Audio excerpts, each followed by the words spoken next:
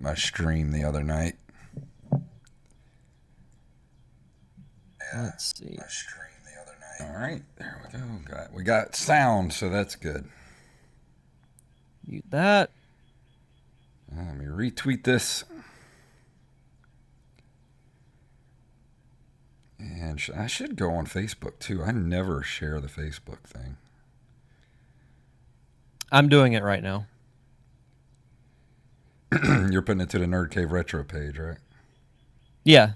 No, I do it usually every week. Okay. I just want to or share it. So we'll be reviewing Killer Instinct for the. So this is going to be the first Super Nintendo game I've reviewed in quite a while. Yeah. Dude, I can't wait to review next week. Whoo, boy. I might be more a fan of reviewing the bad games as opposed to the good ones, just because the reviews themselves are much more entertaining. Yeah. All right, let me refresh that.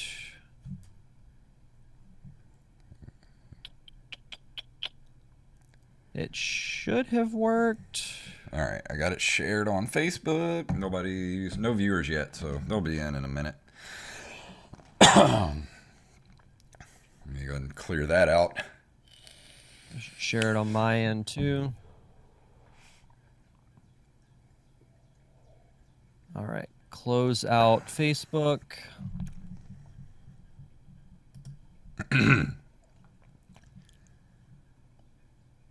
Put the chat open as a separate window. I've got all my tabs, so I think I am ready. When I get my government check, I'm going to buy myself a boom arm. I need one bad. I'm tired of hearing every time I move. You hear that? I mean, the boom arm does help. There are times where I'll bump it, but it's not nearly as bad. Yeah, not as bad. I have to put like my what is this thing called? My planner, my cushiony planner underneath it, so it cushions it a little bit. Yeah, there are some times that I'll hit like the little the metal screw at the bottom. And that'll sometimes. That sounds cool. You should record that. It sounds like somebody knocking from like a basement or something. Yeah, it does. Get me out of here. And I love this Yeti, man. It picks up everything, but that's also the bad thing. It picks up everything. The Yeti's a beast. I've had mine since 2013, and it still works. Dude, I've had this thing. I think I bought mine around the same time. I think you bought yours after I got mine, didn't you? I think so. Because I bought a bundle on Amazon at the time. It was like $160 at the time. Because that was my go-to microphone when I would do like Skype interviews. Yeah, because it gave me this little first year of my podcast. This little nice blue pop filter that I've got on. Yeah. Now I gotta have the fancy schmancy microphones. That's because you fancy. Yeah. All right, I'm ready to go. How about you? Yep, I got all the news tabs open and everything, so I'm set whenever. All right, here we go. In 3, 2, 1. Do you like the show and you want to help support us? Do you want us to stay ad-free? Do you want extra episodes every month? Of course you do. Then head over to patreon.com/nerdcaveretro and become a Patreon supporter of this very show.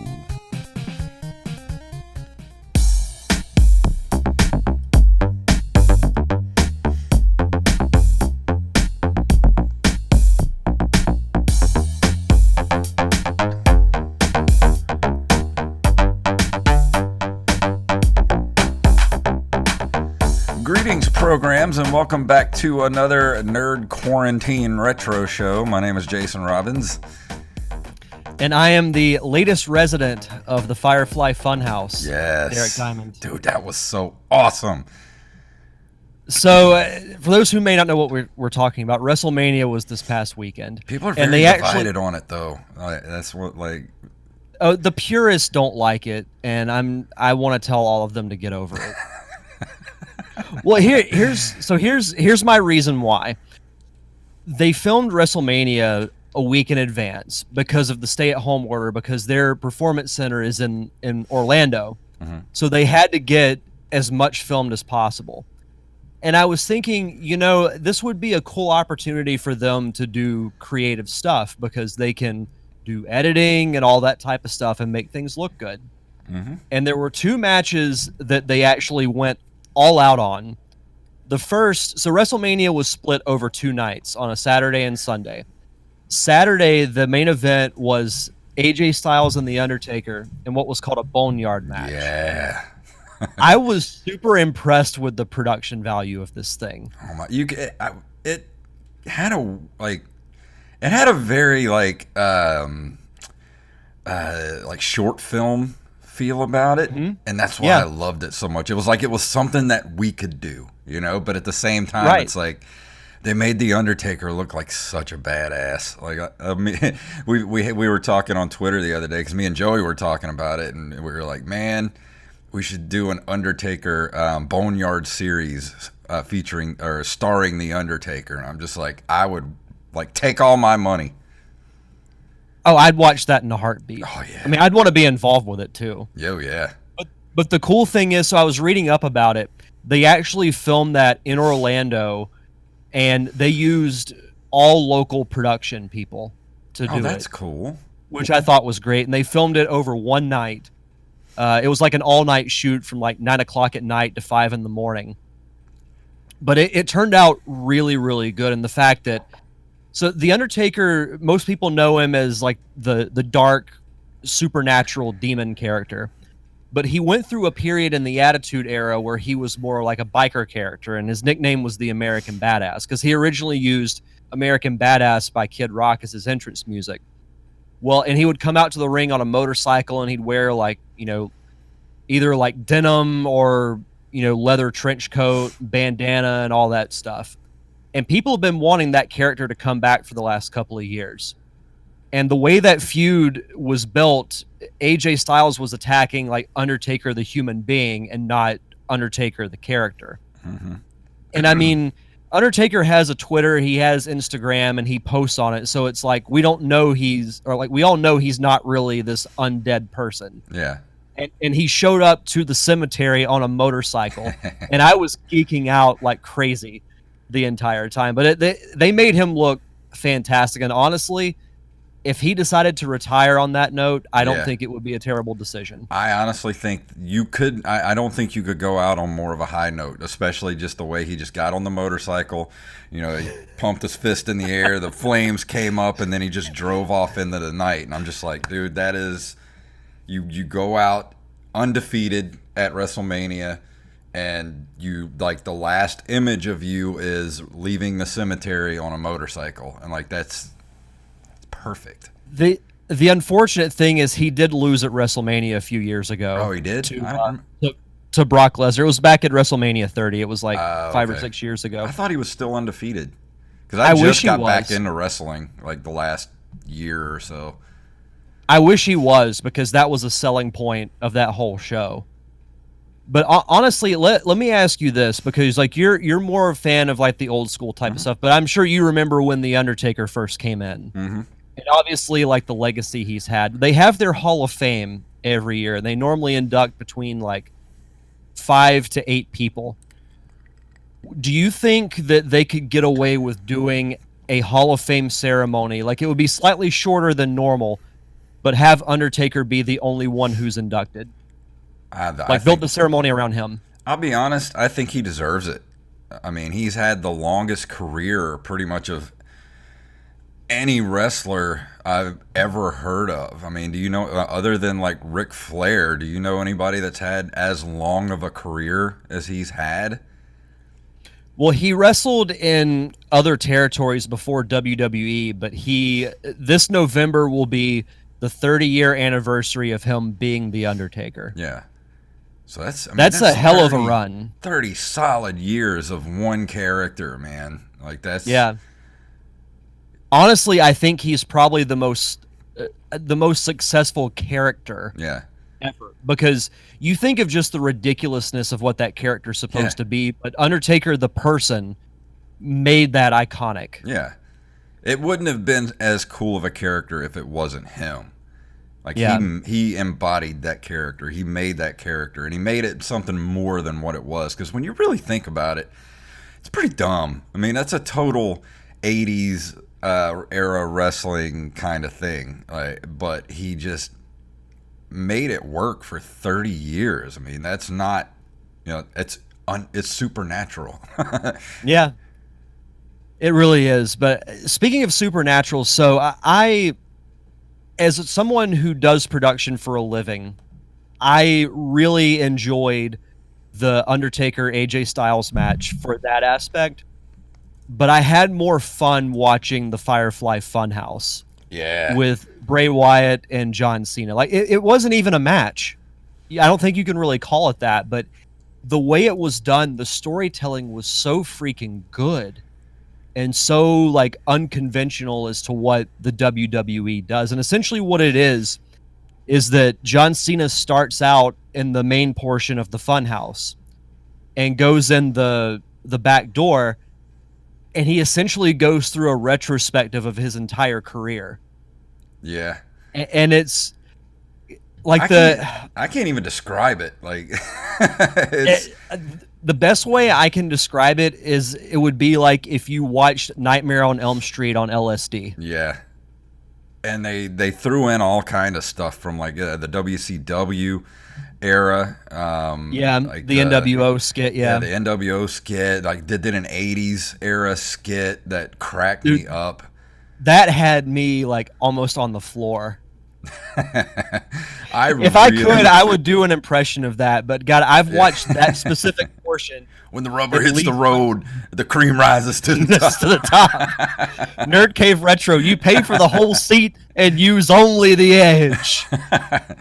But after I watched it, I was just like, man, that was like one of the most creative things I've seen them do in a long, long time. And I was highly impressed. Now, I don't know if this is true or not, but from what I've read, do you want to know who came up with that whole idea? Mm-hmm. Who? Bray Wyatt and John Cena. They both did? They planned that whole thing. Well, yeah, because you look at John Cena's Instagram, and it's the like, Fiend. The entire thing has been changed. Well, and he posted a teaser on Twitter. I'll find it real quick, but he teased that might be it for him. Really? But if you think about it, it's kind of a cool way for him to go out. Yeah. Because like it essentially was like the Fiend killed John Cena because he exposed all the flaws of him being, vain and full of ego. Yeah. And he avenged, because it really was like when those two fought years ago and Cena won, that was like a downward spiral for Bray Wyatt's career, because he was actually like he was a villain, but people liked him because his character was really cool. Yeah. Then he was gone for several months, and then they showed the first Funhouse vignette, and I was like, what the hell are they doing with this guy?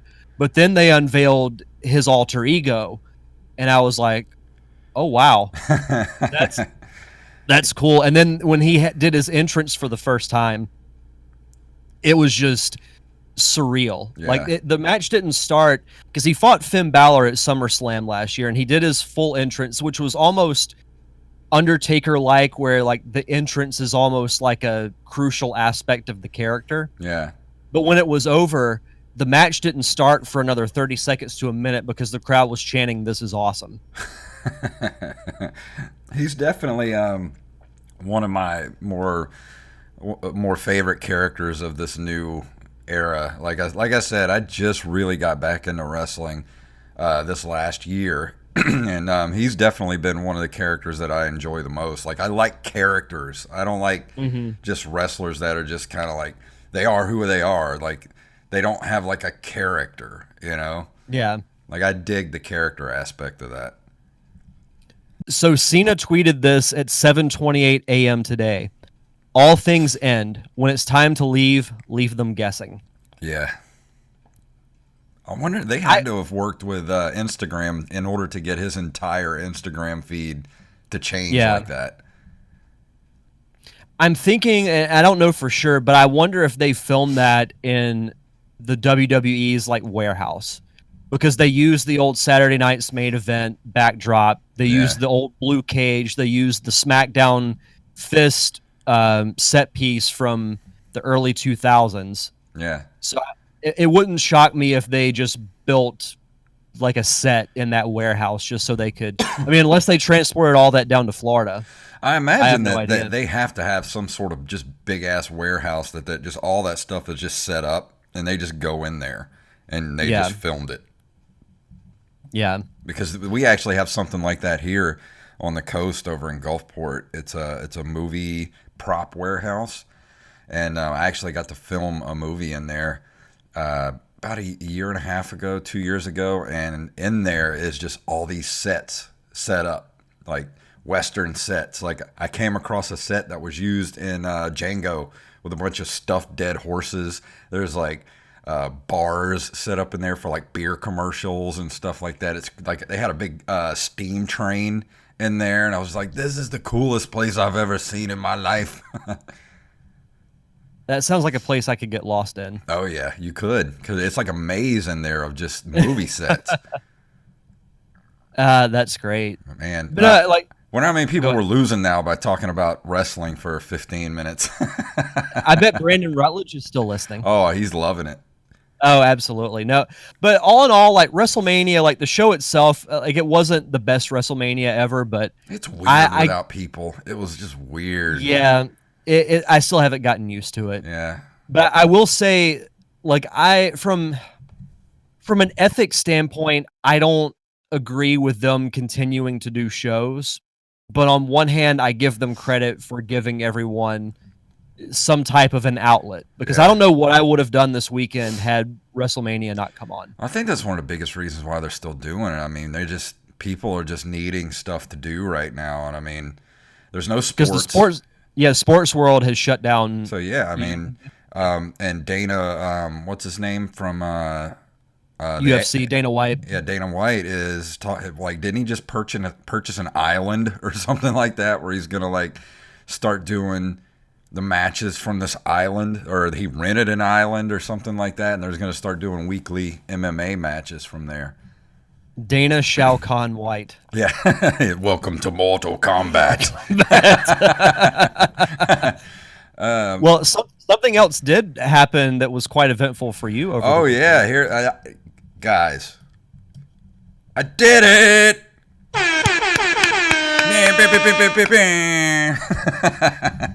I defeated Ninja Gaiden after 30 freaking years, man.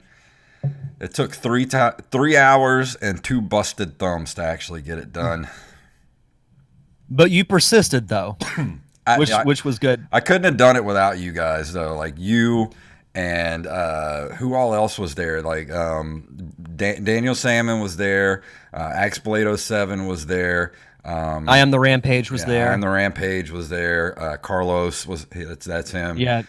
Nate was there. Nate was there. Like it was a bunch of people just egging me on, man. The whole because I was ready to quit a few times. I was like, man, you're like, I can't go anymore. My thumbs are killing me. But and the thing is that boss fight, that final boss fight, man, it's 3 phases. I got through the first phase, died in the second phase, and when you die in the boss fight, it sends you all the way back to the beginning of that level, and you have to go through all that crap again. So I did it again. Got through the second phase, died on the third phase, and I was like, guys, I'm done. I can't do anymore. And I think it was Nate who was just like, dude, if you go back, you're on the last phase of the fight. You just get through that and you're done. And I'm like, ah. So I went through that whole thing again. I finally got through that last phase, and I was like you can just see the look in my face. I uploaded the entire video to YouTube. It's like 3 hours long. You can watch the clip of it on my Twitch channel. It's like a 45-second clip, and then I think Carlos Longoria he made a couple of GIFs of me, my reaction, because it was just like I could not believe it, man. Yeah, the GIFs are great. So what was it like watching it? Because everybody else, I think it was like everybody's just like, man, I am on the edge of my seat. They paid for the whole seat and used only the edge. Yeah. So I don't know if you caught on to this, but I was watching Undercover. Yeah, because you finally popped in, and I was like, "Oh, Derek's here," but you had been there the whole time. Well, so I couldn't get into my original account because it was from an email that was deactivated through my old freelance website. Yeah. So I created a second profile. I was Nintendo Kid 04. Yeah, when you shouted me out for a while. Well, because you shouted me out, and I put in the chat, I was like, Jason has no idea it's me. Yeah.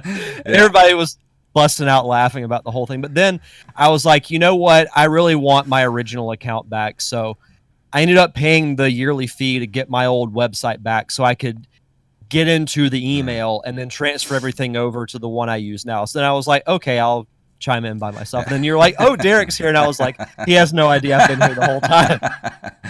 Oh, man. Yeah, I Am the Rampage is in the chat room. So is Dylan Moran, who is actually... he's one of the newest guitar players in Falls from Grace. He's our guitar player, Donnie, his son, who he's 17 years old now. He's in the chat room. And, very cool. Yeah, I Am the Rampage is here. He was there. Like I said, he was there. I think he was the one that was saying he was on the edge of the seat because I was just, man, that was a hard-fought victory to get through that game. Well, I will say this. So I predicted the end of Rise of Skywalker. Mm-hmm. I predicted that Survey would make it to 50 festivals, and I predicted that you would beat Ninja Gaiden this weekend. Yeah, you're batting 1,000, man. So what's gonna happen next? For the short term, we'll continue to do this podcast on Wednesday nights. Yeah, that sounds good to me. Well, so get this. So normally, like, if this virus thing wasn't going on, I probably wouldn't be on the show this week because tomorrow would be opening day for the Blue Wahoos. So I would probably be still at work right now. Yeah. So you've been doing your daily diamond. How's that going? Good. So funny enough, I'm not gonna be doing it Thursday and Friday just because I've still got a lot of video editing to do. Oh, and you know what work, sucks? So. I haven't gotten to watch it because I've been at work. I luckily still have a job that I have to work, and I'm off Friday, and you're not doing the show, so I can't watch. I'm like, son of a bitch. Well, maybe I'll do like Friday at noon or something like that. I'll have to look and see. I know for sure tomorrow I can't do it, or today if people are listening to the audio version the day it comes out, but I might try and squeeze it in on Friday. But I know for sure Saturday and Sunday I'm going to do episodes, but I'm going to do top 10 lists instead of top 5. But the top 5 lists have been great. I've been getting really good feedback on it. And honestly, it's been doing better than the Derek Diamond experience. That's cool, man. Which is nuts. Maybe you should find a way to monetize it, and you can do that. I will say I had a lot of fun on my show this week. I don't know if you've seen Onward, but no, not yet. It's a really good movie. I reviewed that and actually had some really good interaction in the chat room on Tuesday. So I'm going to be I'll talk a little bit about CyberCon at the end of the show, but next for this upcoming Tuesday for my show, I'm going to have my friend Thomas Rochester on, who's actually working with CyberCon, and we're going to review the latest Jumanji movie. Yeah. Oh, that's cool. I actually liked it. No, I loved it. I love those movies, but I love pretty much anything that The Rock's in. Rampage said normally he wouldn't be able to watch the Daily Diamond because he's at work, but it's been very slow, so he has a little time. That's cool. Yeah, I've been appreciating the support from him. He's been watching pretty much every episode. He was in the chat for Onward last night, and he's even come up with some suggestions for my morning show. So, but it's been a good way to start the day. Oh yeah, I bet so. I wish I could do it with you, man. That'd be fun. Do a daily show. Yeah. Also, who knows? It might eventually get to that point. This weekend, I plan on doing some streaming again. I'm not going to do another 3-hour monster, but I'm going to play for about an hour, but I'm going to do same time, 4 p.m. Central on Saturday. I'm going to be doing streaming some DuckTales because nice. Nate got me wanting to play that today because he did that for Wednesday on Twitter. Wednesday. Yeah, Wednesday. What I might do, because this was a suggestion, I believe Carlos suggested this, and I think it's top 10 worthy. But Saturday, I might do the Daily Diamond at 3 as a nice little lead-in. Do top 10 video game franchises. That's good. That's a good topic. I always love those kind of topics. Because it would be tough to do just 5. Like, even doing Star Wars characters, it was tough to do 5. I gave you mine, but I was like, man. Yeah, I read them. I was like, there's too many. There were a couple of people who started knocking the sequel trilogy, and I'm like, guys, this is a whole separate discussion. But on if that you want that, you can go back and listen to the 4-part series that we did on my show about Star Wars. But on that note, let's go ahead and move into the news, shall we? Yes. Oh, wrong one.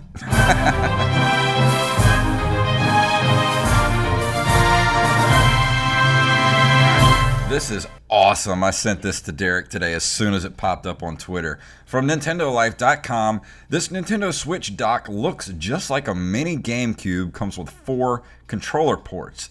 You've seen an awful lot of third-party Nintendo Switch docks come and go over the years, but this one might just win you over if you're a Super Smash Bros. Fan. The Power Bay from Taiwan-based accessory maker Brook works just like the official Nintendo Switch dock, but as you can see from the images on the page, it looks like a flattened GameCube.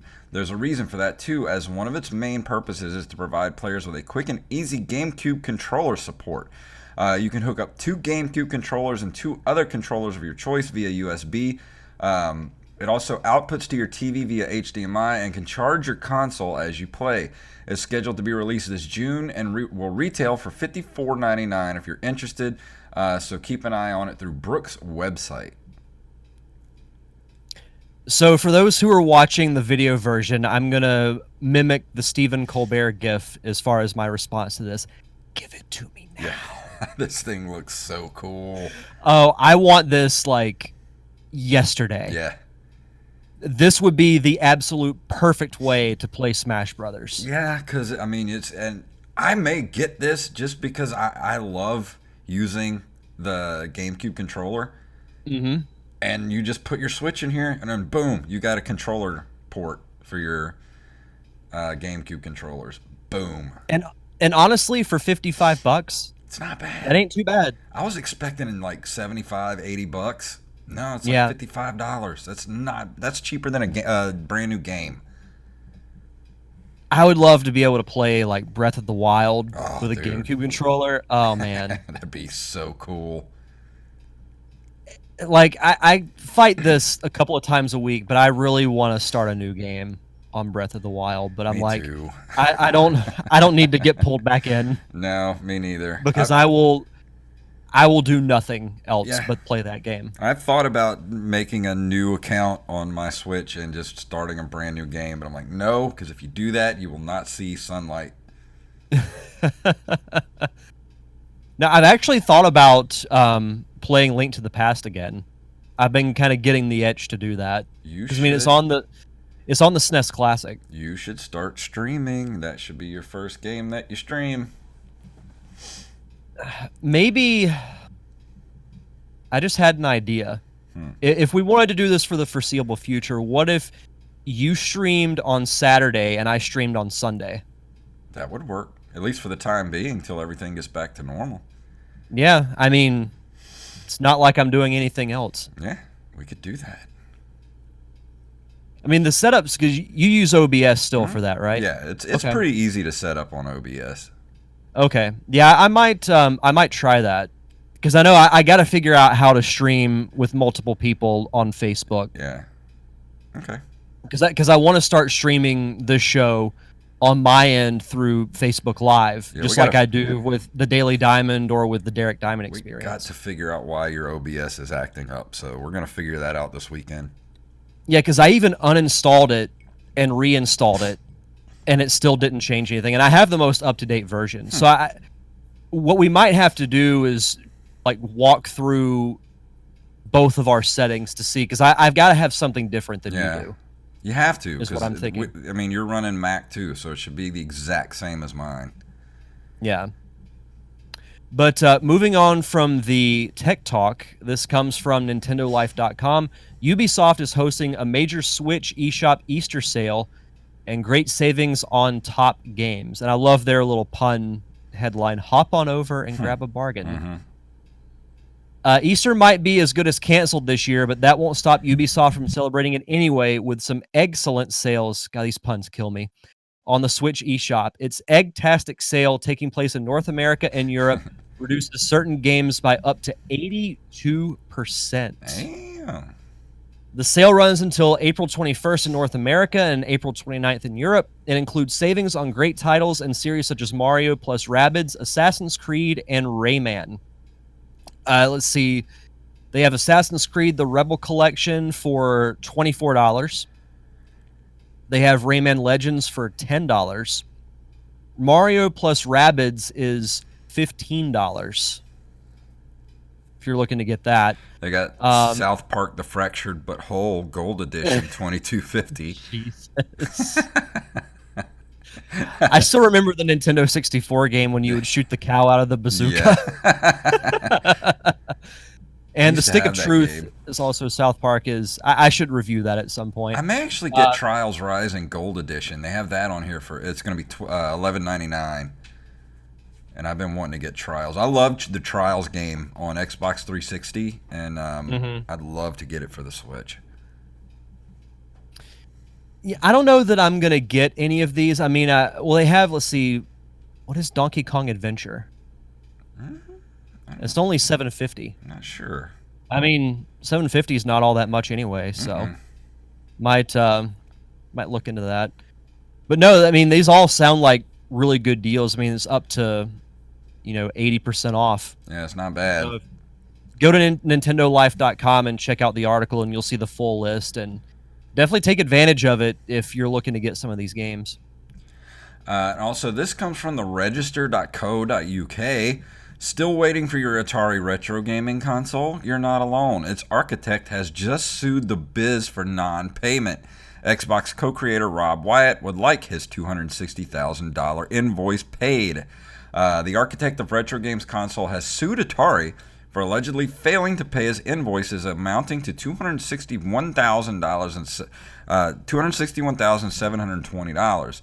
Rob Wyatt's company, 10 Giant, was hired in July 2018 to design the Atari VCS console, but quit the contract in October 2019, telling the Register he had resigned because Atari haven't paid invoices going back over 6 months. Their invoices are included as part of his lawsuit and show Wyatt and software engineer Adam Litton were hired at a rate of $140 an hour to design the console from the ground up, based in large part on the fact that Wyatt was the chief architect of Microsoft's original Xbox console. So this kind of, we talked about this when it first happened, when he quit. I knew this was coming eventually, that he was going to sue them. So I do not think that this thing's coming out. I just don't think it's going to happen. This thing has smelled like a rat from the very beginning. Oh, it's a giant flaming turd is what this thing is. And I feel bad. I feel bad for the guy. I mean, I do too. The biz raised like what, $2.5 million for this thing, and they have nothing to show for it. And he hasn't been paid, $250,000 for designing it, and it's nowhere. Like, we haven't even heard any news about it. Last news we heard about it was being delayed due to the coronavirus, and that was back in what, January? Yeah. Oh, this thing that was stinks. Before it was even a thing here. Yeah. Yep, it's like my grandpa used to say, I smell a rat here. Yeah. Yeah, I mean, I hope the guy gets, he gets the money that he deserves. And this, honestly, this whole thing just needs to be put to bed. $20. It's not going to happen. I got $20 says that they file bankruptcy, and within the next month or so, and we're nobody's going to see the console. Everybody's out all that money, and this dude's never going to see his money. So it's such BS. Yep. But no, you're probably right. It's ridiculous. Stuff like that just makes me angry. Yeah. But to close out our news portion of the show, this comes to us from GamesIndustry.biz. Nintendo says more systems are on the way as the Switch sells out worldwide. Major retailer says that some customers are picking up PS4 or Xbox One instead. Nintendo insists that more stock is on the way as Switch console supply dries up globally.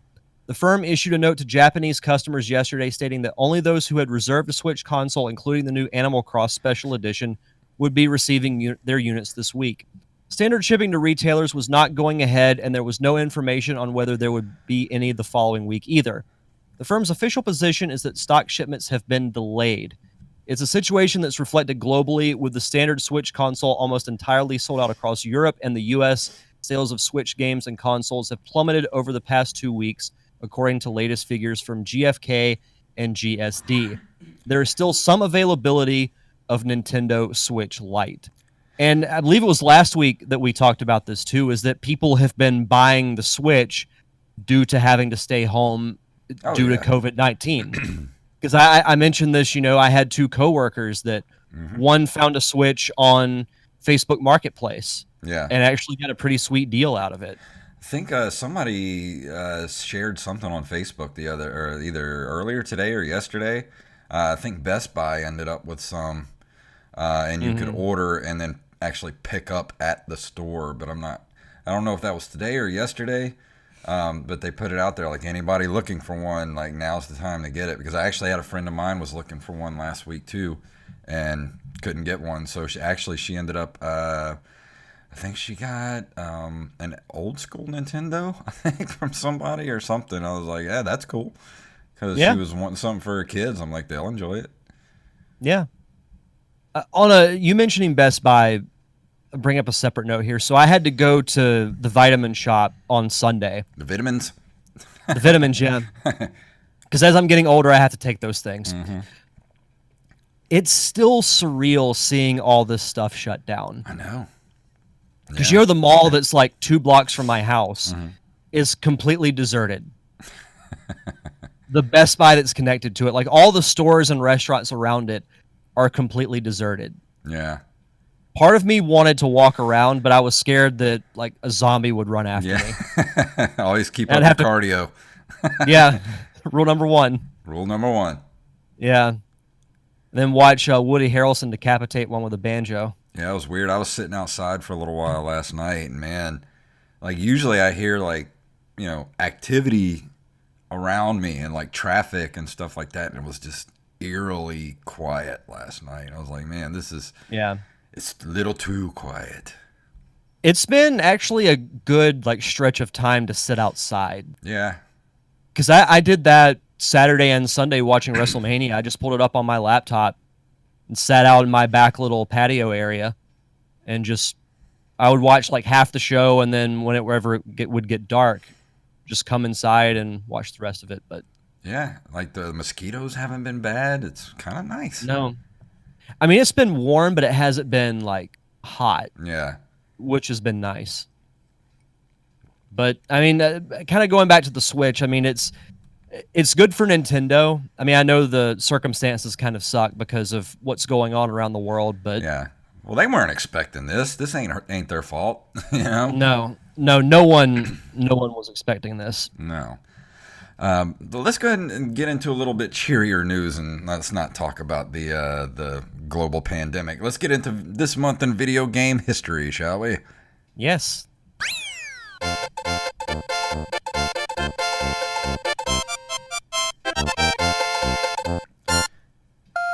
In April of 1979, Sega's dot-eating driving game Head On is released. It becomes a popular concept to clone, especially for home systems.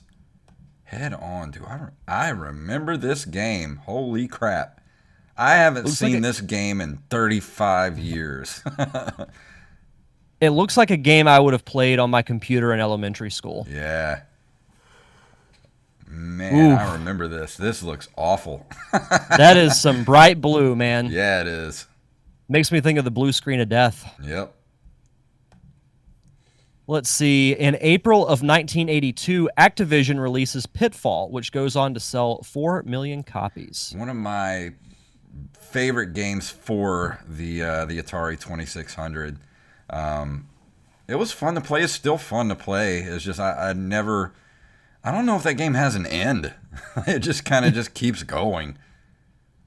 Yeah, I mean, it's one of those classic games from that era. I played Pitfall maybe twice a long time ago, but it's one of those classic games.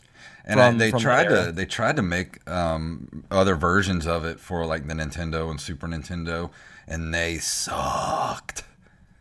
There was one for Super Nintendo. I think it was called like Pitfall: The Mayan Escape. Yeah, or they something had Super like that. Pitfall and Pitfall: The Mayan Escape, I think. And man, the Super Pitfall was I never played the Mayan Escape, but I remember Super Pitfall was awful.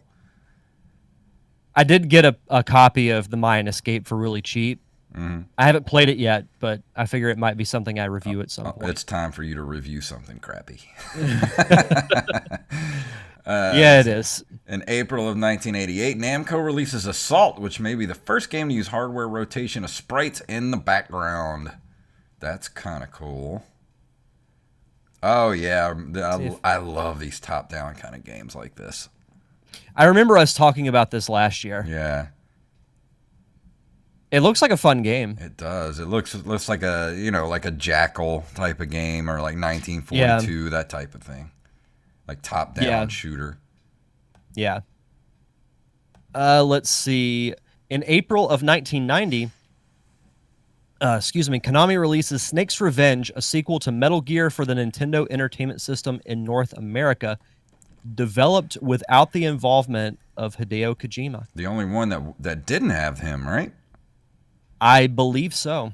Because he's done every single Metal Gear game since. And I think didn't we talk about him just retiring or something not too long ago? Yeah. Yep. That poor dude's been doing nothing but Metal Gear games for like 32 years now? Something like that. Damn, that's a legacy. It is. Let's see. April 27th of 1992, Nintendo releases Kirby's Dream Land for the Game Boy, the first game in the Kirby series. I didn't know that was the first game in the series. Mm-hmm.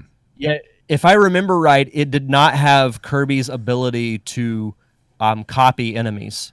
Ah. You were just generic Kirby. I played this game quite a bit for the Game Boy back in the day.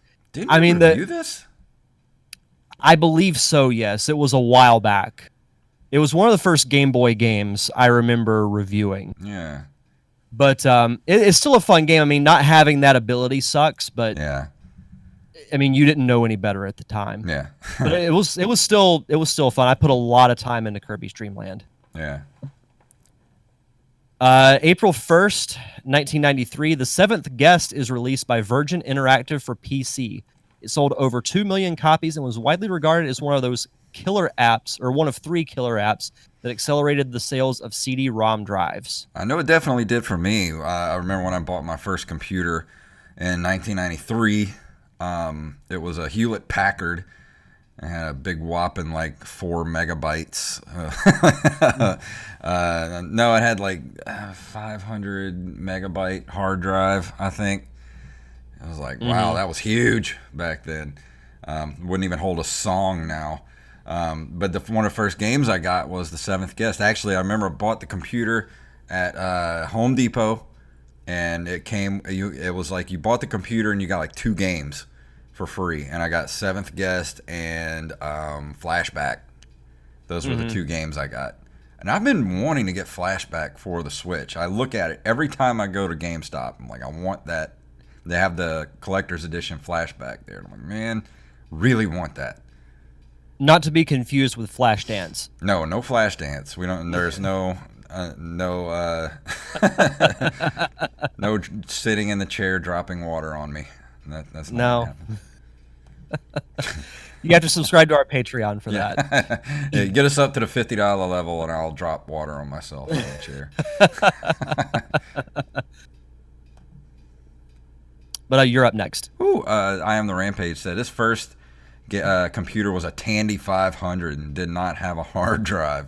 Actually, my first computer was a Commodore 64, and it didn't have a hard drive. I had to save everything to an actual cassette tape. Like they had the little cassette deck, and we had the cassette deck, and we eventually got my grandfather had the floppy drive for it, and because he had a Commodore 64 too, so he would make games for me, and I would just borrow the floppy drive and play the games. So that was kind of sweet. Yeah, that's pretty cool. On April 30th of 1999, Super Mario Bros. Deluxe is released for the Game Boy Color. One of the cooler remakes of a game. So essentially, it adds some cool features to Mario Brothers. I don't know if have you ever played Mario Brothers Deluxe? I don't know. I never did. So essentially, it has an overworld map, which is pretty cool. It's got a challenge mode. It's a remake of the original Mario Brothers game, but it's in color. Obviously because it's Game Boy Color, but it adds a few cool features to it that makes it almost like a new experience. Yeah. It's something I need to pick up. I know it's on the 3DS Virtual Console that I need to get. I might actually review that at some point over like the next month or so, because I haven't played a good handheld in a while. Yeah. So I might do that. But to close us out for this month in video game history, in April of 2000, Nintendo sells its 100 millionth Game Boy/Game Boy Color handheld console. That's a lot of Game Boys. Yes. Good Lord. Yeah. I can't imagine 100 million of anything. No wonder Nintendo can like fall on its face like every other console and still make money. Because they have like all the money. They have Disney money. Yeah. Well, yeah, and then they make the handhelds that do really well, because the DS was a great system when it came out, just because it added you're like, we have 2 screens now? Yep. I want to get the 3DS just to have. It's great. No, it's got some really cool games on it. I always looked at them when I went into Best Buy, and I always wanted to get one, and I just never pulled the trigger on actually getting one. The most mind-blowing thing to me, and it might sound minuscule now, but I always judge the power of a system by like their ports. So like Game Boy Advance had like Mario World, Link to the Past, the Mario All-Stars versions of like Mario Brothers 2, Mario Brothers 3. Yeah. The DS had Mario 64 on it. It was one of the launch games, and I was like, I'm playing a handheld Nintendo 64 game. Yeah. This is insane. I can't wait till that Mario Anniversary Edition till we see what's going to be on it. I'm going to get all of them. Yeah. Like honestly, like whatever it is, I'm going to get all of them. Give them all to me. Nintendo, just take my money, Nintendo. Just give us what we want. If only. But that ends the this month in video game history. Derek's got some shout outs for our Patreon supporters before we go into the review for tonight. Yes, so as always, we'd like to shout out our awesome friends over at Patreon. We'd like to shout out Armez J, Axeblade07, Daniel Salmon, John Jekyll, and Carlos Longoria. Thank you guys so much for keeping the lights on for us. And if you want to contribute to our Patreon, you can head over to patreon.com/nerdcaveretro. If you get us back up to the $50 level, we'll give you guys an extra episode every month where we'll do fun commentary tracks like we've done for the Mario Brothers movie and The Wizard. That will happen if you get us back up to that level, and you can head over to patreon.com/nerdcaveretro for more information. And tonight we're going to be talking about...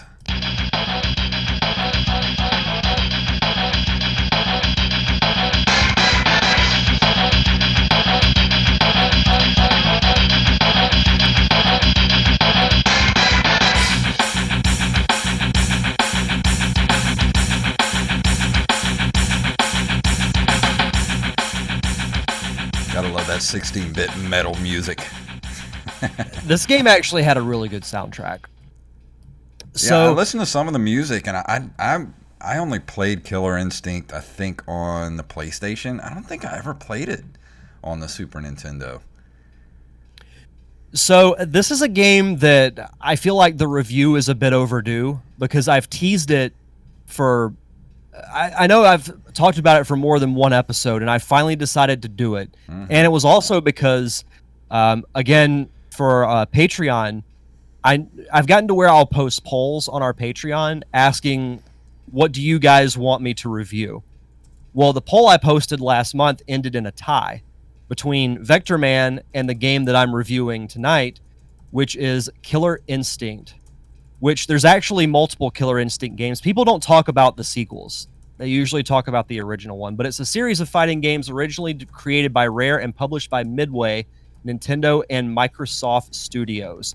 The original Killer Instinct was released for arcades in 1994, and then it was released for the Super Nintendo and Game Boy in 1995. I actually never played the Game Boy version. I remember knowing of it, but I just never got around to it. I saw a YouTube video not too long ago that showed the different ports of Killer Instinct, and they actually showed some screenshots of the Game Boy version, and man, it looked awful.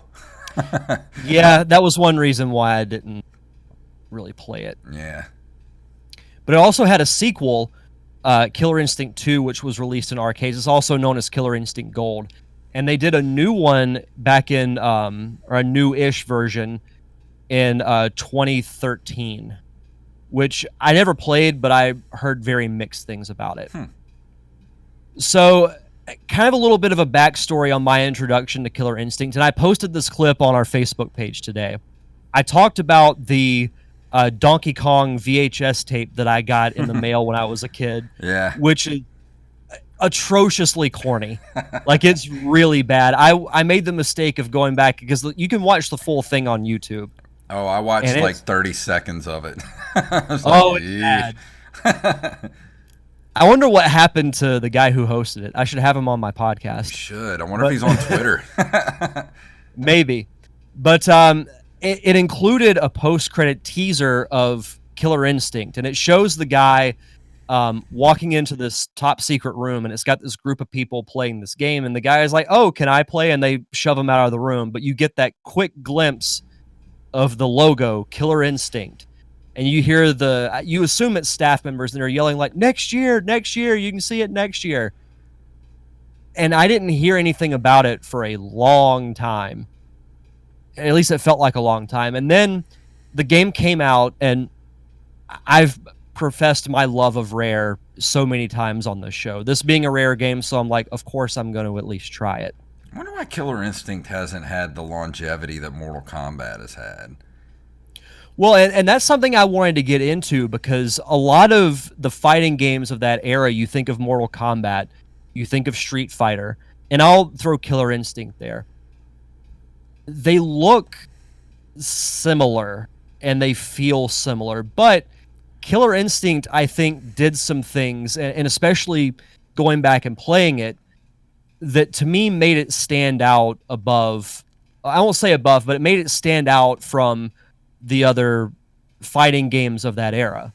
Because you got to remember, back during that time, fighting games were really popular, like in arcades, because you also had like the Tekken games, you had Marvel vs. Capcom, and I'm sure I'm missing several others that were in arcades.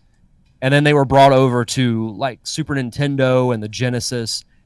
People loved those games, and I will admit, I was never a huge like fighting game fan, but I did love Mortal Kombat. Yeah, that was kind of like that exception. I remember Killer Instinct was pretty huge in the arcades. I mean, they used to do arcade tournaments on Saturdays at our local mall. We used to have this arcade called Aladdin's Castle, and they would do Killer Instinct tournaments every Saturday, and it was always like the little Asian kids that would win every week, like little 7-8-year-old kids just whipping ass. I'm like, you guys are how are you doing this? This isn't fair. Yeah. Axblade07 says, had the N64 Killer Instinct Gold version myself. I loved it. And I Am the Rampage. I think people see KI as a copycat to Mortal Kombat. I love Killer Instinct on SNES, though. It was great for home console. And it was. Killer Instinct had way more crazy characters. Like, you had like the Raptor and like all that different kind of stuff in Killer Instinct. Mention the characters and you shall receive. So So essentially, like the story of the game, because every fighting game does have a little bit of a story to it. It's about this corporation called Ultratech, and essentially they're wanting to test out these weapons that they've made that are essentially like fighting machines. Hence the reason why there are battles. And you have some of the characters are evil and some are on the good side. You have TJ Combo, who is a disgraced heavyweight champion of the world who seeks redemption. Glacius, a captured alien fighting for his life and a chance to escape. You also had Fulgor was evil. You had where's the list here? Let's see. There's Black Orchid, Chief Thunder. Yeah, Chief Thunder was the Native American who was wanting to find his brother's disappearance. I'm trying to differentiate the good from the bad. I guess you'd call like the primary character would be Jago, who was a monk who was essentially like the one trying to bring down Ultratech. Yeah, and Riptor, that was the one I always played because he was a genetically engineered velociraptor human hybrid created as a prototype by Ultratech. A Killer Instinct movie from like the 80s or 90s would have been freaking amazing. Oh yeah. But my personal favorite was Saberwolf, who is a European patrician afflicted with a rare disease, lycanthropy. Although the werewolf has spent most of his life as a recluse, he enters the Killer Instinct tournament on the promises of being given a cure by Ultratech if he emerges victorious. Oh, Spinal. I forgot about Spinal. Yeah, the skeleton. Yeah, the skeleton. I forgot all about him. I used to play him a lot, too. Just because he looked cool. Yeah, I think Riptor and Spinal and Saberwolf are probably like the most iconic characters. Yeah. Like, just because they look so unique. I mean, with Spinal, you fight with a freaking skeleton. Yeah, I mean, just when I think of Killer Instinct, I think of Riptor because he seemed to be kind of like the face of Killer Instinct at the time. Like all the marketing was based around Riptor. Yep. Well, you got to think that was also a little bit after Jurassic Park. But there's a lot of characters in here. There's like 30 characters here. Mm-hmm. And that's back in the 90s. I mean, that was more characters than Smash Brothers had when it first came out. Yes, first Smash Brothers had total of 12. Yeah, because you had the original 8 plus the hidden 4. So tell me your theory on why you think Killer Instinct didn't last like Mortal Kombat did. My theory, I mean, well, if I remember right, Mortal Kombat came first. If I'm remembering that correctly. I always space out on when Mortal Kombat was. Let me look that up real quick. I'm looking that up right now, too. I think it was 91 that the first Mortal Kombat came out. Let's see. First release was October of 92. Yeah, October 8th, 92. Yeah, and this was in 94. Yeah. So I think the fact that Mortal Kombat came first, it was like everything was going to get compared to that. I mean, to be fair, Street Fighter was first. I mean, if we want to get into logistics, I mean, the first Street Fighter was August 30th, 1987. And that one is still, I think Street Fighter is the gold standard of fighters. I mean, they're still having Street Fighter competitions to this day. So, well, Street Fighter 2 is really popular as well. Yeah. I always forget that Street Fighter 1 came out in the 80s. I always think of Street Fighter as like a 90s property. I mean, it really didn't hit its stride till the 90s, especially until when the Super Nintendo came out and they had the home version of Street Fighter 2. That's when it really took off. Yeah. I think, to answer your question, I think Mortal Kombat became popular because of the characters and just the pure gore aspect of it, like with the fatalities. Mm-hmm. I think that was an appeal to teenagers of that time. And then you had the kids who were maybe my age, a little bit older, that would play it just because it had like the adult stuff that they weren't supposed to have. Yeah. So I think, and Killer Instinct, like, it has cool characters, but it doesn't really have any that stand out. Like, if you mention Mortal Kombat, you think of, Sub-Zero, you think of Scorpion, you think of Shao Kahn, several other characters like that. It also had a story to it too. I mean, even though it was kind of simple to begin with, it was, all these people are brought to, what do they call it, Midworld or whatever, where they're forced to fight in this competition for the fate of humanity. Like, you can kind of understand that, and it's weird, and they made 2 movies about it in the 90s, and one of the best soundtracks of all time was Mortal Kombat! Like, that was just awesome. I used to go to karate class when I was a kid, and I used to teach some classes too, and we used to put on the Mortal Kombat music and spar back in the 90s. Oh, man. That was fun. I took karate. I took it as a kid, and then I took it like during like my late college years. But I just kind of fell off of it. I remember I did my first time sparring. I got the hell beat out of me. Yeah, I used to get the crap beat out of me too. I got a couple black eyes a few times. But yeah. But back to Mortal Kombat and Killer Instinct. Like, I think you're right. I think it's just the quality of characters. Like, Mortal Kombat kind of had way more cool characters than Killer Instinct did, and I think just Mortal Kombat had a better, like, easier to understand story. Yeah. Because I think you look at the story for Killer Instinct, and it's really kind of convoluted and hard to kind of understand. Yeah. Yeah, I think that as well. And even going back to the characters, if you mention Killer Instinct, it takes somebody a second. You're like, oh yeah, that was the game with the raptor. Yeah. But with Street Fighter and Mortal Kombat, you can just rattle off characters. Yeah. Everyone had their guy, and that was like the game that everyone would go to the arcade to play, or they would play on their console. And I think with Street Fighter and Mortal Kombat already, Street Fighter set the standard, then Mortal Kombat took it to another level. Everything else was just kind of secondary. And I'll throw like Tekken and the Capcom games in that same category as well, even though I like Killer Instinct more than Tekken and Marvel vs. Capcom. But because Killer Instinct did do some cool things that set itself apart from like Mortal Kombat and Street Fighter. So you had you could do automatic combos, which was so much easier. I mean, in a way, I kind of like the challenge of doing the combos. Yeah. Because it's a little more satisfying that way. It did have finishing moves, which, I mean, Mortal Kombat kind of introduced that in as fatalities.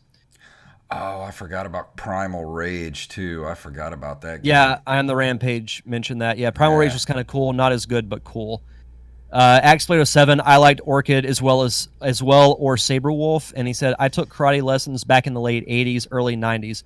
My teacher was Jean-Claude Van Damme. That'd be awesome if that was true. I'm waiting for him to write back. Wait, you don't believe me? Well, he did misspell the last name too, so it could. But there were a lot. I mean, there's still a couple of other games too that were in the fighting genre that people still play, like Dead or Alive. Yep. People still get into that game, and but yeah, it's even though it still has versions that come out, it's still nowhere near the popularity that like Mortal Kombat and Street Fighter still have. Yeah. But I don't know. Well, I think Killer Instinct could have lasted, because I could see that kind of game being like, like, oh, there's a whole new Killer Instinct game coming out, for the PS5. Yeah. I think now would be the time to bring it back. Yeah, I would say so too. And I mean, they tried it with the it was released in November 2013 as the launch title for the Xbox One. But I mean, I don't have an Xbox One, so I never played it. What I liked about Killer Instinct is you could tell it was a rare game because the backgrounds reminded me of Donkey Kong Country. How it had that kind of like certain artistic visual where it was like kind of realistic, but also kind of not. Yeah. If that makes any sense. Almost it had that same type of feel. Like that 3D cartoon feel to it. Yes. Yeah. Yeah, so all in all, I mean, Killer Instinct is what it is. I mean, it's a fighting game similar to like your Mortal Kombat's and your Street Fighter, and I do think it's a little underrated. Like I do think it gets a little bit of a, I won't say a bad rap, but no one talks about it, and I Yeah. think it's for the reasons that we mentioned, because when you have to live up to like Street Fighter and Mortal Kombat, like games that people have so many great memories of, it's going to be tough to top that. I'm the And it sucks. Rampage did say you'll need to watch John Claude Van Johnson on Prime Video, and I have seen that, and it's awesome. What is that? It's a show that he did for Amazon Prime, where it's sort of like that movie he did, the JCVD movie, but it's based on like him, but it's like a hyper realistic, like surreal version of him. It's really good. You need to watch it. It's on Amazon Prime. I'll have to check that out. Yeah. He also says that he wishes it was available for PlayStation. Microsoft owns the rights to it or something. That's why it's not on other current systems. Yeah, because it's rare. Rare works. Yeah, Rare works exclusively with Microsoft, which is a shame because Rare and Nintendo was just such a good marriage back in the day. It's a who's who, like Hall of Fame list of video games that those two work together on. Well, you'd think being Rare as well, like they would do like I don't know, develop more Killer Instinct stuff, like because they had so many good games back in the day. I just wish that Rare could become their own studio and not be owned by anybody, because they did work with Nintendo back in the day pretty exclusively. But if they could just be a completely third-party developer, I think they could get a lot more stuff done. Yeah. And I think you'd have those like me who grew up during that time where if you read that Rare and Nintendo were back together, people would love it. Yeah, I think so. But kind of going back to Killer Instinct, going back through and playing it, it still holds up well, I think. I mean, it plays just like your typical fighting game. I Am the Rampage says one of my favorite Rare games is still Donkey Kong Country. Oh, absolutely. Jinx. I can't talk unless you say my name. Mr. Diamond, you may speak. Either that or I owe you a soda. Yeah, you owe me a Coke. Yeah, if that's how the rule goes. But yeah, I think, if you were a fan of this game, you'll be happy to know that it still holds up fairly well. I enjoyed going back and playing it. I was thinking to myself, as I was thinking of what I was going to say for this review, is what could have been.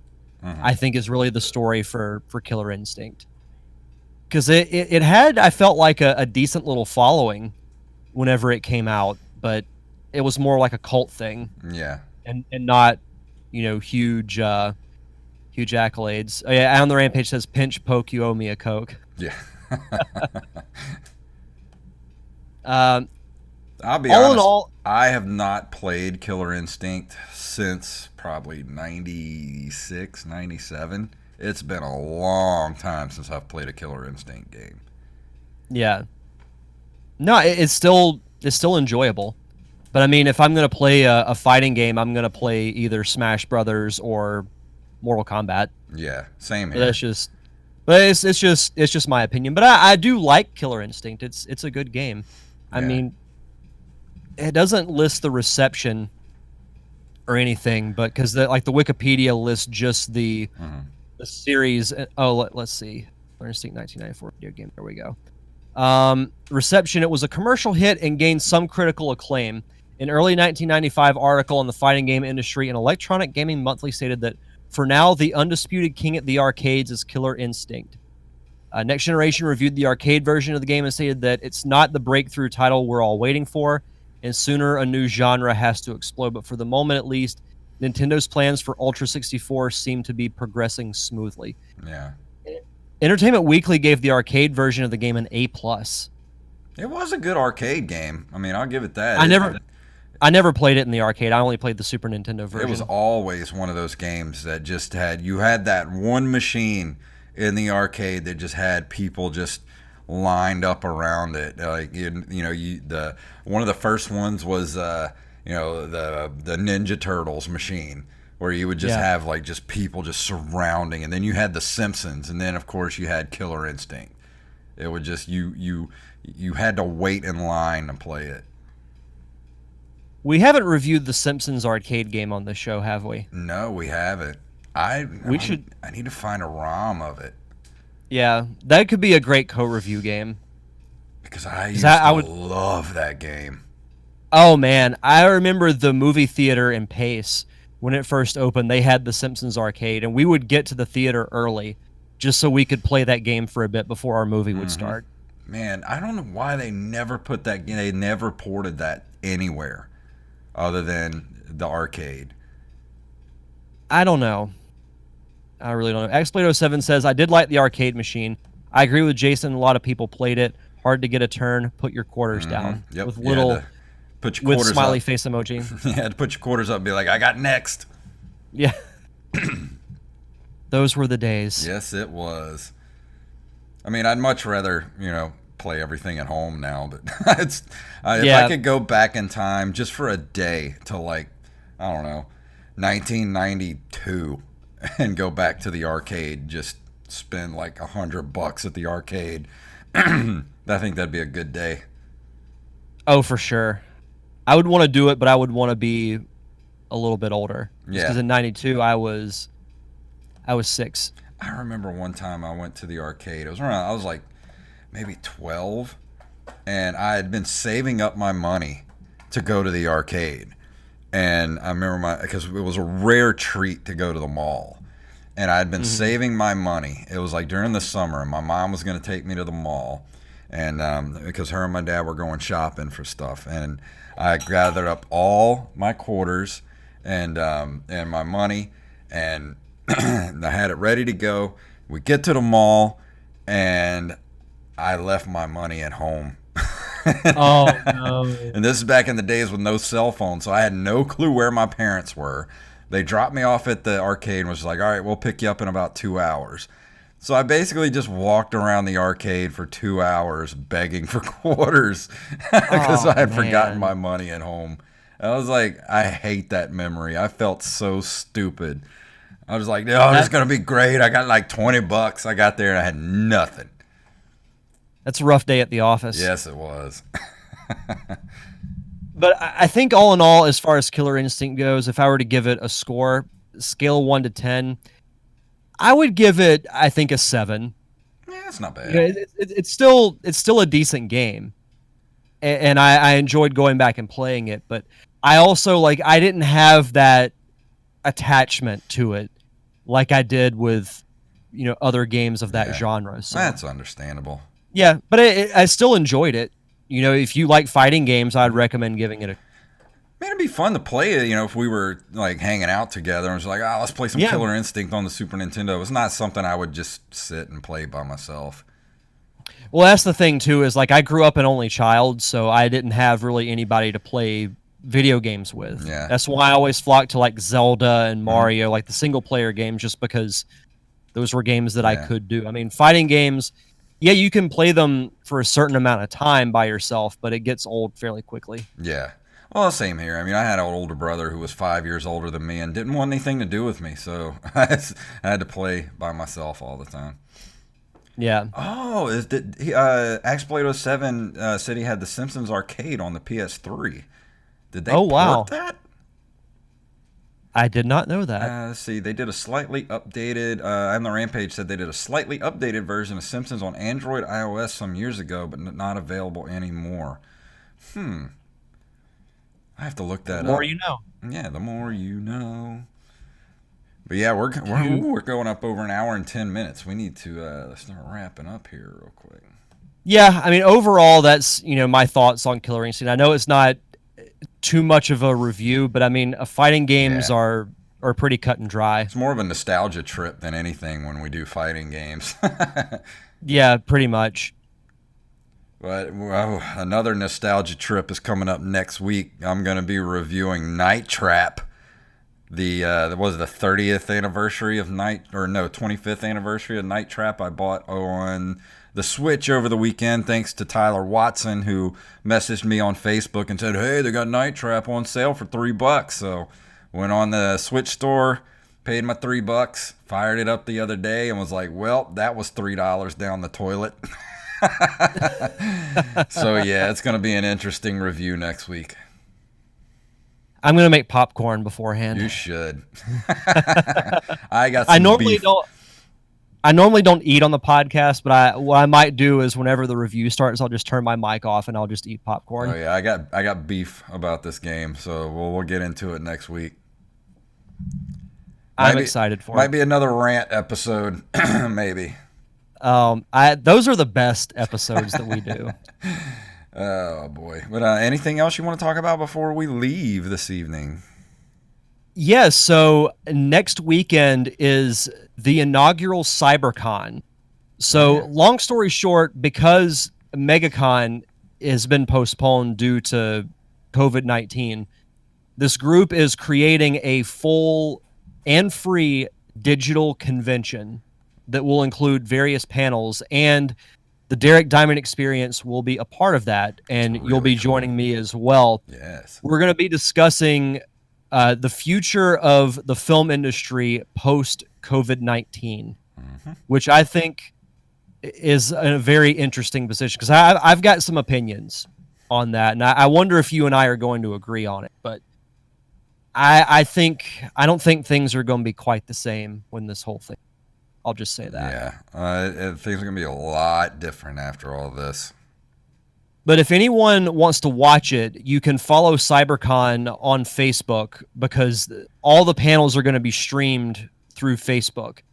And the Derek Diamond Experience is going to air Saturday, April 18th at 5 p.m. Central Time, and we'll be going for about an hour. So I know for sure it's going to be me and you. We might have one or two other people on as well. But stay tuned to the Derek Diamond Experience Facebook page for more info on that, which you can check out my podcast, Derek Diamond Experience. Every Thursday, new episodes come out on all podcasting platforms as well as YouTube. And you can follow me on all forms of social media at D Diamond Podcast. And you can check out the Daily Diamond morning show Monday through Friday, 8:30 a.m. Central Time. And like I said, if you want to see me tackle DuckTales, it's been a while since I've played that. I think I reviewed it a couple of years ago, and that was the last time I played. I think it was one of the first games I reviewed for this show. It had to have been within the first 10. Stand by, I'll pull it up on my phone. I think it was about 4 years ago since I've played it, so it's been a while. We're going to be coming up on the 4-year anniversary of the show really soon. Yeah, really soon. It was July of 2016. 2016, so almost 4 years since I've played that game. So if you want to watch me play it, I'm going to play it this weekend on Twitch. And just follow my Twitter at JayFunktastic, and I'll be tweeting out when I'm ready to go live, and you can watch me. I'm not doing another 3-hour gigantic stream because my thumbs can't take it. So I'm going to do about a good solid hour, and then I'll call it a stream wherever I'm at. I'll just save it wherever I'm at and come back to it later.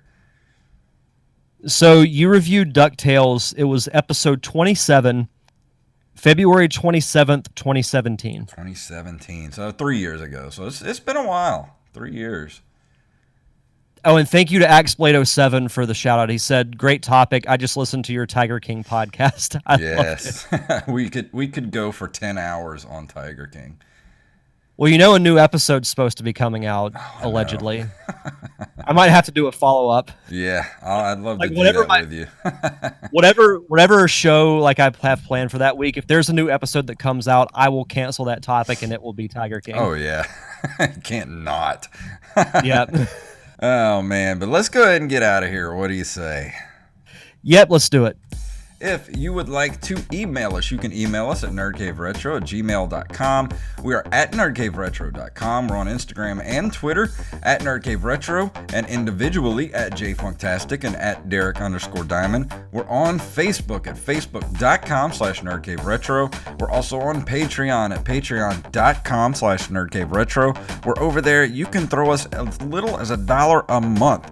and keep the roof over our head here and keep the lights on at the Nerd Cave Retro quarantine cave that we're in, and get us back to that $50 level.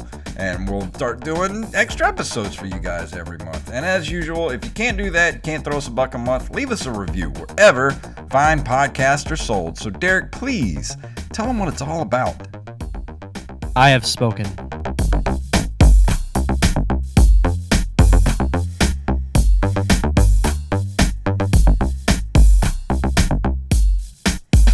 I have spoken. And that's an episode, sir.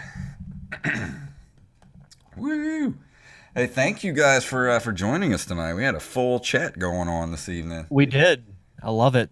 Yeah, thank you guys so much. And if you can come drop by Saturday at 4 p.m. Central, I'll be here doing DuckTales, unless something happens, but I don't see anything happening while we're all sequestered in our homes. Yeah. That's going to be fun. Yeah. I'm excited to watch it. I'm excited to play it again. It's been a while.